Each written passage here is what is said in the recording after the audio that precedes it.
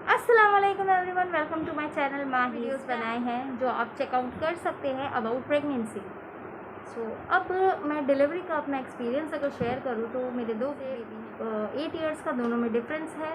तो 8 साल पहले मेरा क्या सिचुएशन था, किस तरीके से हुआ डिलीवरी, और 8 साल के बाद किस तरीके से डिलीवरी हुई, क्योंकि दो प्रेगनेंसी में डिलीवरी सबकी डिफरेंट होती है, सबके एक्सपीरियंस डिफरेंट होते हैं। अगर आप प्रेग्नेंट हैं और आप नर्वस हैं कि आप कैसे होगा क्या नहीं होगा, नॉर्मल है, सी सेक्शन है, तो टेंशन लेने की कोई ज़रूरत नहीं है, क्योंकि सब अच्छे से हो जाएगा। अगर मैं अपना एक्सपीरियंस फर्स्ट का शेयर करूँ, फर्स्ट बेबी का शेयर करूँ, तो उसमें अप्स एंड डाउन्स तो इतने नहीं आए प्रेगनेंसी में compare to second baby, but last में थोड़ा परेशान हुई मैं। इतनी प्रॉब्लम नहीं आई जितनी सेकंड बेबी की प्रेगनेंसी के टाइम पे थोड़ी बहुत प्रॉब्लम्स आई थी, बट लास्ट में मैं थोड़ी परेशान हो गई थी, क्योंकि जो सर होता है ना, एंड मंथ में आफ्टर 7 मंथ्स बेबी का सर नीचे आ जाना चाहिए, ताकि वो अपने बाहर निकलने का रास्ता खुद से कर सके। और वो फिर होता है नॉर्मल डिलीवरी में, जिससे बच्चा खुद ही पुश मार के नीचे तक आता है, फिर डॉक्टर्स हेल्प करते हैं। बट मेरे केस में नॉर्मल डिलीवरी तो थी नहीं, क्योंकि डॉक्टर ने मुझे पहले ही बता दिया था कि नॉर्मल के चांसेस बहुत कम हैं। बट आप राह देख सकते हैं, राह देखने में भी मेरा सी सेक्शन ही होगा।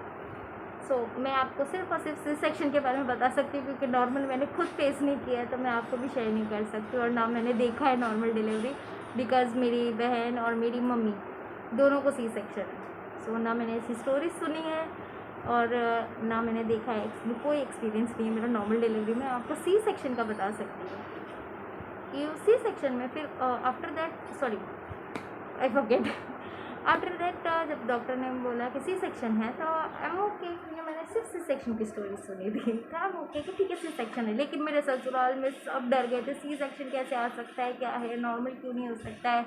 मेरे हस्बैंड मुझे रोज़ वॉक पे ले जाने लगे कि नॉर्मल के चांसेस हो जाएँ, लेकिन नहीं हो सकता था, बिकॉज जो सर होता है बच्चे का नीचे आ जाना चाहिए था, लेकिन मेरे बच्चे का सर ऊपर था। ऊपर मतलब बहुत ही ऊपर, कोई चांस नहीं थे कि वो घूमकर नीचे आ जाए। और इतना टाइम भी नहीं था ना, क्योंकि मेरा 9 मंथ कंप्लीट हो गया, तो 9 मंथ लग गया था, तब तक बच्चे का सर ऊपर ही था। वेट कर करके भी नहीं कर सकते थे, क्योंकि बच्चा अपनी ग्रोथ के हिसाब से एकदम परफेक्ट था, तो वेट भी नहीं कर सकते थे ज़्यादा। एंड देन हम बोले कि ठीक है, अब रेगुलर चेकअप्स थे, वीकली बुलाते थे डॉक्टर। मैं रेगुलर चेकअप के लिए गई, मम्मा ने एकदम पेट भर के नाश्ता करवाया था, और मैं चेकअप के लिए गई, और वहाँ मुझे पता चला कि आपका सी सेक्शन आज ही करना पड़ेगा, क्योंकि आपके बेबी ने पॉटी कर दी है।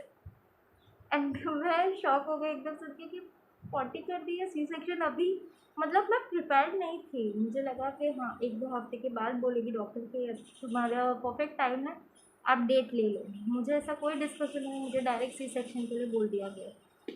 और मैं खाना वाना नाश्ता अच्छे से करके गई थी, तो इतना होता है कि ऑपरेशन होने से पहले आपको डेट दी जाती है, और आपको टाइम बताया होता था इतने से इतने बजे तक आप नहीं खा सकते, और ऐसा कुछ नहीं था, मैं जस्ट खा के गई थी, मुझे 1 घंटा भी 1-2 घंटे ही हुए थे खाकर।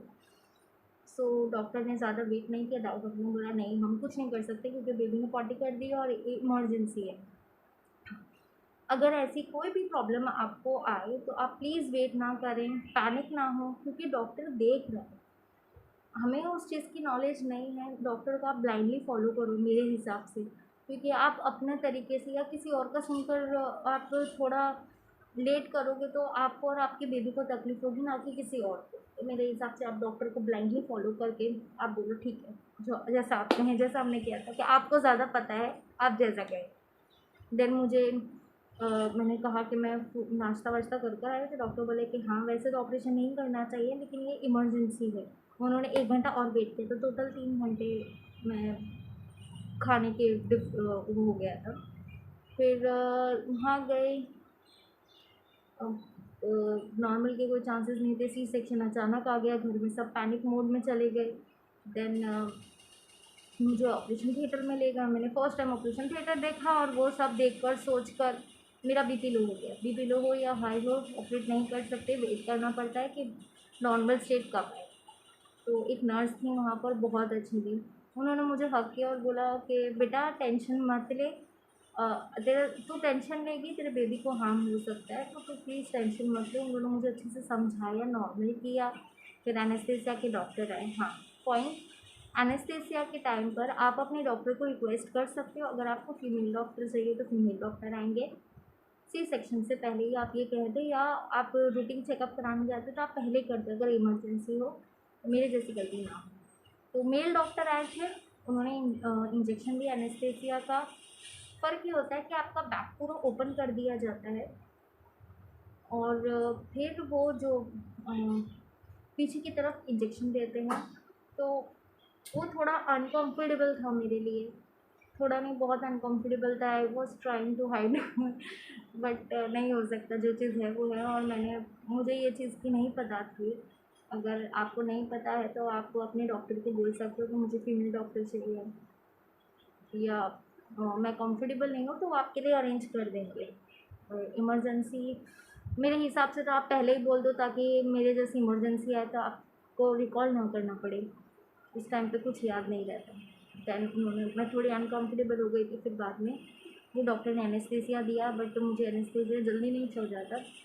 फिर बाद में ऑपरेशन हुआ, बेबी को निकाला, एंड मेरा बेबी रो नहीं रहा था। अब वो कोई मूवमेंट नहीं कर रहा था। मैं पूरी शॉक हो गई कि अल्लाह, मेरा बच्चा ठीक तो है, क्या हुआ, क्यों मूवमेंट नहीं कर रहा है? क्योंकि बच्चा आते ही रो देना चाहिए, और वो रोया नहीं। और ज़्यादा टाइम नहीं हुआ था, बस कुछ 1 मिनट भी नहीं हुआ होगा, लेकिन जो वो 1 मिनट मेरा बहुत हार्ड गया है। और मुझे वो 3 इडियट का सीन याद आ गया कि बच्चा कोई मूवमेंट ही नहीं कर रहा है, क्या है क्या नहीं है। फिर बाद में डॉक्टर ने बैक रब किया, फ्रंट छाती पे रब किया, पैर वैर देखे, नहीं, वो नहीं कर पा रहा था, वो रो ही नहीं रहा था। फिर बाद में थोड़ी देर बाद वो एकदम ज़ोर से रोया। फिर डॉक्टर्स ने बोला कि सब सही है, टेंशन मत ले। मैंने अपना पूरा ऑपरेशन देखा हुआ है, और मुझे ऐसे खून से या ऐसे चीज़ों से मैं देख लेती हूँ, देख सकती हूँ। तो मैंने पूरा ऑपरेशन देखा, मेरे बच्चे को निकाला, और मेरा बच्चा पैर से बाहर आया है। तो पैर से उसको निकाला, उल्टा किया, वो सब मैंने देखा। उसकी नाल काटी, वो सब मुझे दिखा। आई मास्क पहना देते हैं, बट मैंने बार बार उठा दिया था, तो उन्होंने बोला ठीक है उठा ले, देख ले, तो देख सकती है तो देख ले करके बेबी को बाहर निकाला। फिर ट्रे में डाला और मुझे बताया। तो पूरा खून में लथपथ था, लेकिन इतना क्यूट था। फिर बाहर लेकर गए, उसको नहलाया वहलाया, फैमिली को दिया। फिर जो आफ्टर सर्जरी जो स्टिचेस वगैरह लगते हैं वो लगे। उस दौरान मुझे वॉमिटिंग भी चालू थी, क्योंकि मैंने खाया हुआ था। एंड मैं बाहर निकली, फिर सब बाहर भी मुझे वॉमिटिंग स्टार्ट हो गई थी, मतलब वॉमिटिंग चल रही थी मेरी। तो जितना पेट खाली होना चाहिए ऑपरेशन के दौरान, लेकिन मेरा पेट खाली नहीं था, तो ये प्रॉब्लम आई। इमरजेंसी फैक्टर्स में अगर ऐसा हो तो आई थिंक मेरा तो हो गया है। आई डोंट थिंक, पता नहीं, खा तो नहीं सकते, लेकिन मैं खाकर गई थी तो वॉमिटिंग हुई थी मुझे। आप खाकर मत जाना, अगर डॉक्टर मना करे तो बिल्कुल मत खाना। देन बेबी हुआ, उसके बाद सब ठीक था, चेकअप वेकअप सब सही था, अल्हम्दुलिल्लाह सब ठीक था। और ये मेरे फर्स्ट डिलीवरी का एक्सपीरियंस है। उसमें ये सब हुआ था, इमरजेंसी मुझे हो गई थी, इमरजेंसी में जाना पड़ा था। मुझे पेन नहीं हुआ था, बिल्कुल पेन नहीं हुआ था कि बेबी निकलने वाला है तो पेन हो, या ऐसा कुछ भी नहीं हुआ। मुझे पेन का बिल्कुल एहसास नहीं है कि नॉर्मल डिलीवरी में कैसा पेन होता है, मुझे बिल्कुल एहसास नहीं हुआ। लेकिन सी सेक्शन में आपको तब दर्द नहीं होता, बाद में थोड़ा बहुत दर्द होता है, इसलिए खाने पीने पे ध्यान दें और अपने आप को स्ट्रॉन्ग बनाएं। सेकेंड टाइम पर मेरी पूरी प्रेगनेंसी में अप्स एंड डाउन्स आते रहे, तो सेकेंड डिलीवरी का एक्सपीरियंस हम नेक्स्ट पार्ट में डिस्कस करेंगे, क्योंकि बहुत लंबा वीडियो हो गया है। Then thanks for watching. आप मेरे पहले के भी वीडियोस देख सकते हैं प्रेगनेंसी के बारे में। अगर आपको कोई भी हेल्प मिली हो मेरी वजह से तो मुझे बहुत खुशी महसूस होगी। आप प्लीज़ कमेंट में बताइएगा कि आपको कैसा लगा मेरा एक्सपीरियंस, और आप कैसे रिलेट कर सकते हैं। Thanks for watching. Please subscribe my channel Mahi style. अल्लाह हाफिज़।